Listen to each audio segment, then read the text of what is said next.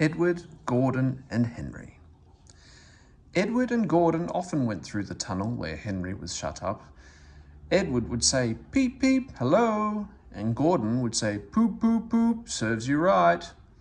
Poor Henry had no steam to answer. His fire had gone out. Soot and dirt from the tunnel roof had spoilt his lovely green paint and red stripes.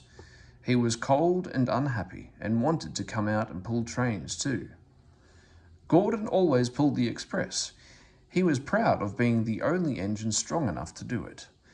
There were many heavy coaches full of important people like the fat director who had punished Henry.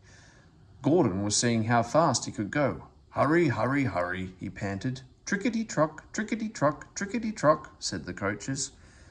Gordon could see Henry's tunnel in front. "In a minute," he thought, "I'll poop, poop, poop at Henry and rush through and out into the open again." Closer and closer he came. He was almost there, when crack! Whee-sh! He was in a cloud of steam and going slower and slower. His driver stopped the train. "What has happened to me?" asked Gordon. "I feel so weak." "You've burst your safety valve," said the driver. "You can't pull the train anymore." "Oh dear," said Gordon. "We were going so nicely too. Look at Henry laughing at me." Gordon made a face at Henry and blew smoke at him. Everybody got out and came to see Gordon. Said the fat director. "I never liked these big engines, always going wrong. Send for another engine at once." While the guard went to find one, they uncoupled Gordon and ran him on a siding out of the way. The only engine left in the shed was Edward. "I'll come and try," he said. Gordon saw him coming. "That's no use," he said. "Edward can't pull the train." Edward puffed and pulled and pulled and puffed, but he couldn't move the heavy coaches. "I told you so," said Gordon rudely. "Why not let Henry try?" "Yes," said the fat director, "I will." "Will you help pull this train, Henry?" he asked. "Yes," said Henry at once.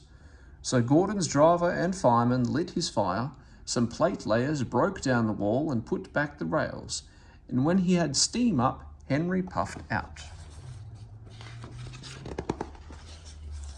He was dirty.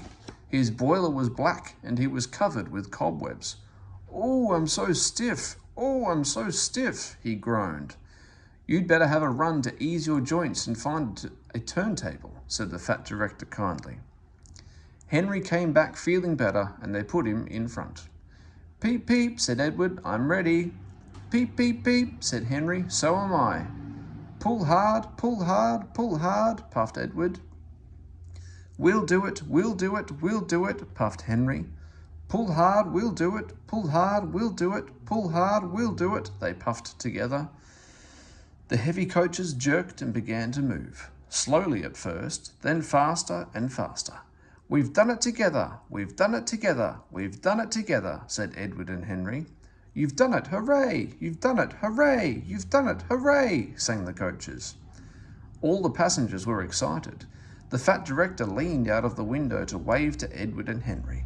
But the train was going so fast that his hat blew off into a field where a goat ate it for his tea. They never stopped till they came to the big station at the end of the line. The passengers all got out and said, "Thank you," and the fat director promised Henry a new coat of paint. "Would you like blue and red?" "Yes, please," said Henry. "Then I'll be like Edward." Edward and Henry went home quietly, and on their way they helped Gordon back to the shed. All three engines are now great friends. Wasn't Henry pleased when he had his new coat? He is very proud of it, as all good engines are.